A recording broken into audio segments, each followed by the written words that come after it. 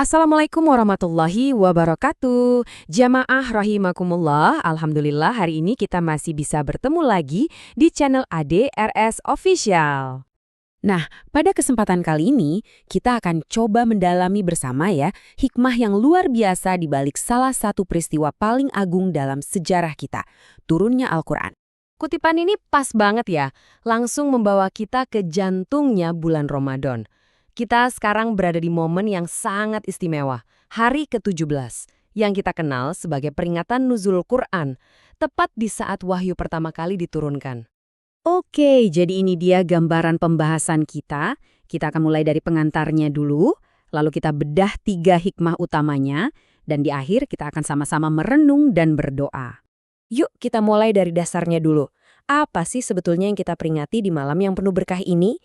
Jadi, Nuzulul Quran itu adalah momen kita memperingati turunnya wahyu pertama kepada Nabi Muhammad SAW. Ini bukan cuma catatan sejarah ya, ini adalah titik awal dari sebuah risalah agung yang menyebar ke seluruh penjuru dunia. Nah, mungkin ada yang bertanya, lalu apa bedanya sama Lailatul Qadar? Begini, keduanya ini hubungannya erat sekali. Nuzulul Quran itu lebih spesifik ke momen permulaannya, saat wahyu pertama turun. Sementara Lailatul Qadar adalah malam kemuliaan itu sendiri. Jadi intinya, dua-duanya adalah malam yang sama-sama dipenuhi rahmat dan keberkahan yang luar biasa. Dan dari semua ini, ada satu hal yang paling mendasar, hikmah intinya, yaitu rasa syukur. Al-Quran itu adalah sebuah karunia yang tak ternilai dari Allah. Jadi, respon terbaik yang bisa kita berikan, ya rasa syukur yang sebenar-benarnya. Oke, sekarang kita masuk ke hikmah yang pertama. Bagaimana sih cara turunnya wahyu ini menjadi semacam sistem pendukung ilahi bagi Nabi dan umat Islam di masa-masa awal yang, penuh tantangan? Coba kita bayangkan betapa beratnya perjuangan beliau waktu itu. Wahyu yang turunnya bertahap, ini ayat demi ayat menjadi penguat hati Rasulullah. Sekaligus, ini menjadi jawaban telak dan mukjizat yang membantah argumen para penentangnya. Inilah yang memberi umat Islam landasan yang kokoh untuk terus berdakwah. Hikmah yang kedua ini sangat praktis, tapi luar biasa pentingnya. Ternyata, cara Al-Quran diturunkan itu punya peran krusial dalam menjaga kemurniannya sampai detik ini. Prosesnya ini benar-benar strategis. Karena diturunkan sedikit demi sedikit, Nabi Muhammad SAW jadi bisa menghafal dan meresapinya secara mendalam. Nah, begitu juga dengan para sahabat. Mereka jadi lebih mudah mencatat dan menghafalkannya. Inilah yang memastikan tidak ada satu huruf pun yang berubah dari generasi ke generasi. Luar biasa kan?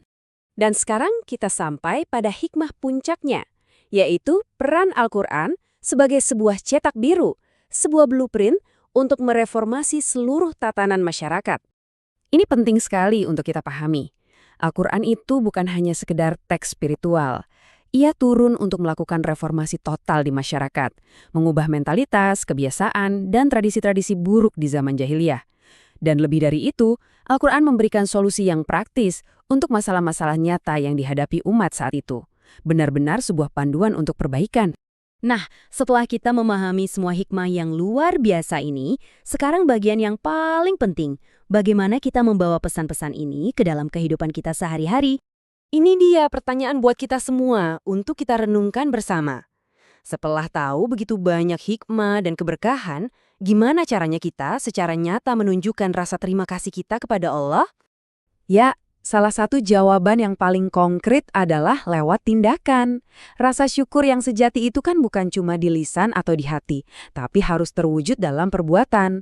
Dan seperti yang diingatkan, sedekah adalah salah satu wujud syukur yang paling nyata dan paling indah. Terima kasih atas perhatiannya. Mari kita tutup pertemuan ini dengan doa kafaratul majlis. Subhanakallahumma wa bihamdika, asyhadu an la ilaha illa ant, astaghfiruka wa atubu ilaik. Wassalamualaikum warahmatullahi wabarakatuh.